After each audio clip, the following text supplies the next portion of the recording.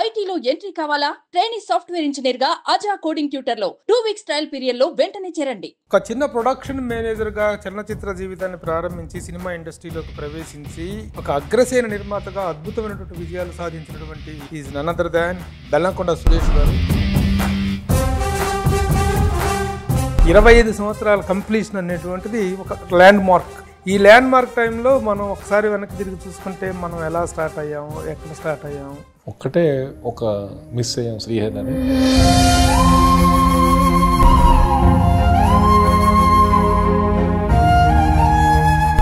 మనం పొద్దున్నే లేచి స్నానం చేసి ఎక్కడికి వెళ్ళాలన్నా అంటే దాసకొండ గారి దగ్గరికి వెళ్ళాలి. ఈరోజు మనకి అది ఒక పెద్ద పండగలాగా. ఇప్పుడు ఇండస్ట్రీలో, తెలుగు ఫిలిం ఇండస్ట్రీలో, తెలుగు రాష్ట్రాల్లో అలాంటి వ్యక్తి లేడు. సెలబ్రిటీ గొడవలు పడితే ఎంజాయ్ చేస్తున్నాం. అయితే మీరు ఇండస్ట్రీలో గతంలో మొన్న కూడా ఇంటర్వ్యూలో ఎవరు మీ గాడ్ ఫాదర్ ఇండస్ట్రీలో అంటే మోహన్ బాబు గారి పేరు. ఖచ్చితంగా మోహన్ బాబు. కానీ ఈ రోజున మోహన్ బాబు గారి ఇంట్లో జరుగుతున్నటువంటి ఈ పరిణామాలు ఆయనకి చెప్పే స్థాయి మంది కాదు, కూర్చోబెట్టి ఆయనే పెద్ద. బెల్లంకొండ సురేష్ అగ్ర నిర్మాత అనేటువంటి దానికి నందమూరి ఎన్టీఆర్ తర్వాత ఎన్టీఆర్ గారు దారి తీసిన పరిస్థితులు ఏంటంటే ఏం చెప్తారు? కృష్ణవంశీ గారి సినిమా ఆయనే నక్షత్రం అని తీశాడు. మరి పూరి జగన్నాథ్ గారు, వివి వినాయక్, ఇను వైట్ల అద్భుతమైన విజయాలు ఇచ్చినటువంటి వాళ్ళు. యాజ్ సీనియర్ ప్రొడ్యూసర్ మీ అనాలిసిస్. రైటర్ డైరెక్టర్లు వాళ్ళు. అందుకని హాయ్, హలో, నమస్తే and welcome to my show from the bottom of the heart in Suman TV, the India's largest digital media platform. ఒక చిన్న ప్రొడక్షన్ మేనేజర్గా చలనచిత్ర జీవితాన్ని ప్రారంభించి సినిమా ఇండస్ట్రీలోకి ప్రవేశించి తరువాత నిర్మాతగా మారి 25 సంవత్సరాల విజయవంతమైన కెరీర్ పూర్తి చేసుకొని ఒక అగ్రసేన నిర్మాతగా అద్భుతమైనటువంటి విజయాలు సాధించినటువంటి ఒక నిర్మాత నా ముందుగా ఉన్నారు. Is none other than Bellamkonda Suresh garu. Bellamkonda Suresh గారు మనకు మామూలుగా సాధారణంగా దొరకరు, ఇంటర్వ్యూలు కాటికి దొరకదు. ఇప్పుడు 25 సంవత్సరాలు పూర్తయిన తర్వాత సందర్భంగా నిర్మాతగా ఈ సందర్భంగా మాట్లాడుతున్నారు తప్ప ఇన్ జనరల్గా అయితే మాత్రం మీడియాకి దూరం. మీడియా కొంచెం దూరంగా ఉన్నారు. But anyhow welcome. నమస్తే అండి, వెల్కమ్. థ్యాంక్ యూ ప్రభు గారు. నమస్తే, ఎలా ఉన్నారు? First class. 25 సంవత్సరాల కంప్లీషన్ అనేటువంటిది ఒక ల్యాండ్ మార్క్. ఈ ల్యాండ్ మార్క్ టైంలో మనం ఒకసారి వెనక్కి తిరిగి చూసుకుంటే మనం ఎలా స్టార్ట్ అయ్యాము, ఎక్కడ స్టార్ట్ అయ్యాము, ఎలా టర్నింగ్స్ తీసుకుంది అనేటువంటి ఒక సింహావలోకనం అంటారు చూసారా. ఆ సింహావలోకనం చేసుకుంటే మీ కెరీర్ గురించి మీకేమనిపిస్తుంది? నా కెరీర్ బాగుంది, నేను చేయబోయే ప్రాజెక్టులు అన్నీ బాగున్నాయి. ఒక్కటే ఒక మిస్ అయ్యాం శ్రీహరి అనేది. అది మాటలో చెప్పలేము. మనం సాంబయ్యతోటి మన లైఫ్ గ్రాండ్ సక్సెస్ఫుల్గా స్టార్ట్ అయింది. దానికి కారణం శ్రీహరి. మరి అలాంటి శ్రీహరి లేడంటే అదొకటి మనం తట్టుకోలేం. మనం 25 years ఎంజాయ్ చేసిన లైఫ్ని ఒక్కసారి వెనక్కి వెళ్తే శ్రీహరి గుర్తొచ్చాడంటే మనకి. శ్రీహరి ప్రస్తావన తీసుకొచ్చారు కాబట్టి అది మీకెంత అనుబంధం నిర్మాతగా తొలిది. శ్రీహరి పని చేసినటువంటి హీరో ఇంట్రడ్యూస్ అయినటువంటి తొలి చిత్రానికి నేను అసిస్టెంట్ డైరెక్టర్ బ్రహ్మనాయుడు. గురువుగారి సినిమా దాసనారాయణరావు గారు ఇంట్రడ్యూస్. నాకు బ్రహ్మనాయుడు వీటన్నిటికంటే ముందు నుంచే శ్రీహరి మంచి ఫ్రెండ్. బాలానగర్ నుంచి నేను కృష్ణాలో ఉన్నప్పుడు వచ్చేవాడు. ఈవినింగ్ అయితే ఆ కృష్ణాలో మొత్తం ఓపెన్ ప్లేస్ ఉండేది. ఆ రాళ్ళ కూర్చొని ఇద్దరం చెరొక బీర్ కొనుక్కొని సరదా బీర్ వేసేవాడు. ఎంగేజ్లో ఉన్నాయి. సో పొద్దున సాయంత్రం దాకా జిమ్కి వెళ్ళి కష్టపడి బాగా వెల్ ట్రైన్డ్ అనమాట. అప్పుడు ముందు నుంచి తెలుసు నేషనల్ లెవెల్ ఛాంపియన్. సో అందుకని నాకు తొందరగా అతనితో సినిమా చేసే అవకాశం వచ్చింది. ముఖ్యంగా ఏంటంటే ఫ్రెండ్షిప్స్ని ఇచ్చే వాల్యూ కానీ అన్ని తను హీరోగా ఎదిగిన తర్వాత కూడా చాలామందికి డైరెక్టర్లు, కొత్త డైరెక్టర్లు అవ్వచ్చు, చాలామందిని ఇంట్రడ్యూస్ చేయటంలో కానీ, అందరిని డేట్లు ఇచ్చి ఎంకరేజ్ చేయడం కానీ చేశాడు. అంటే నేను అప్పుడు చెప్పా, మనం భుజం మీదే మోయాలి, ఇంటికి 4 పిల్లలు ఎందుకు పెడతారు, పడిపోకూడదని.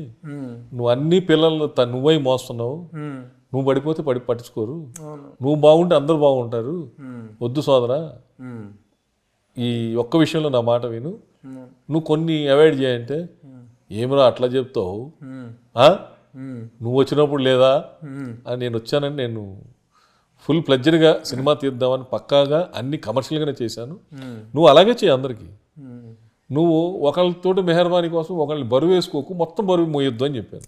ఎప్పుడు బరువు మోయటంలో కూడా కొంతవరకు మనం మోయగలగాలి. ఒక సిమెంట్ బస్తా 2 సిమెంట్ బస్తాలు వేస్తే మనం కూడా మోయలేం. ఆయన ఎక్కువ కష్టపడ్డాడు, ఎక్కువ బరువు మోసాడు. ఎక్కువ మందికి ఇచ్చేసాడు, చేద్దామని తపనలో చాలా మంది బరువు మోసాడు. అవును. తను ఒకరోజు మా ఈవినింగ్ పిలిచి నన్ను, ప్రభు ఈ రోజు నుంచి నేను హీరో అవుతున్నాను, నా డేట్లు నువ్వు చూస్తున్నావు అని ఒక డైరీ కొనిపెట్టి ఒక పెన్ను నా చేతికి ఇచ్చి, యు ఆర్ మై మేనేజర్, ఇది చూసేటువంటి సెలబ్రిటీ మేనేజర్, నువ్వే డేట్ చూడాలంటే ఓకే అని చెప్పి డైరీ తీసుకున్నాను. నేను తీసుకున్న 15 రోజులకి 20 రోజులకి ఈ సీన్ వచ్చాడు. సీన్ వచ్చి అది కాంబినేషన్ సీన్ వచ్చి అడిగితే, అన్న ప్రభుకి ఇచ్చాను, ప్రభు ఇస్తే తీసుకుని నాకే అభ్యంతరం లేదని చెప్పాడండి. వచ్చి అన్న నీ దండం పెడితే నాకు ఇవ్వన్నాను, నేను చేసుకుంటా అన్న, ప్లీజ్ అన్న శ్రీహరి అన్న నీ దగ్గర తీసుకోమన్నాడు అన్న అంటే, సరే చేసుకోవయ్యా ఇచ్చాను. అక్కడ నుంచి ఆ టర్నింగ్ అలా తిరిగిపోయి అతను టర్నింగ్ మార్చింది అంతే. నువ్వు ఉండి వేరేలాగా ఉండేది. కొంతమంది దగ్గర ఉంటే మనం చెప్పగలిగేవాళ్ళం, వాళ్ళు చెప్పింది వినేవాళ్ళం కాదు. అవును, ఎప్పుడు వాళ్ళు చెప్పింది మనం విన్నాం అనుకో, మన టాలెంట్ ఉండదు, వాళ్ళు పోతారు, మనం పోతాం. అక్కడ నువ్వు చేసిన తప్పు పెద్ద తప్పు.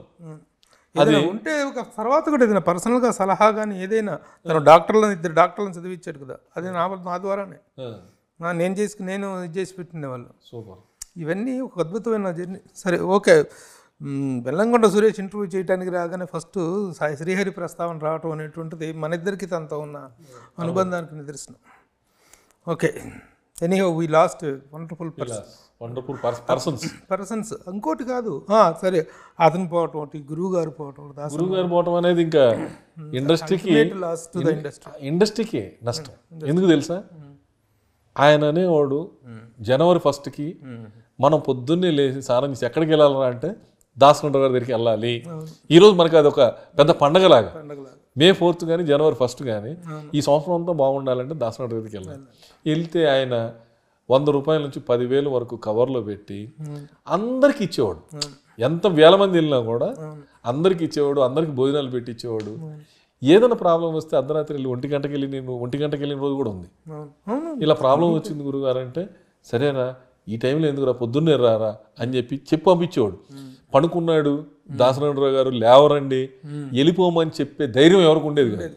ఎవరెళ్ళినా చిన్న పెద్ద ఎవరెళ్ళినా ఆయన 1 గంట కానీ లేచేవాడు, 2 కానీ లేచేవాడు.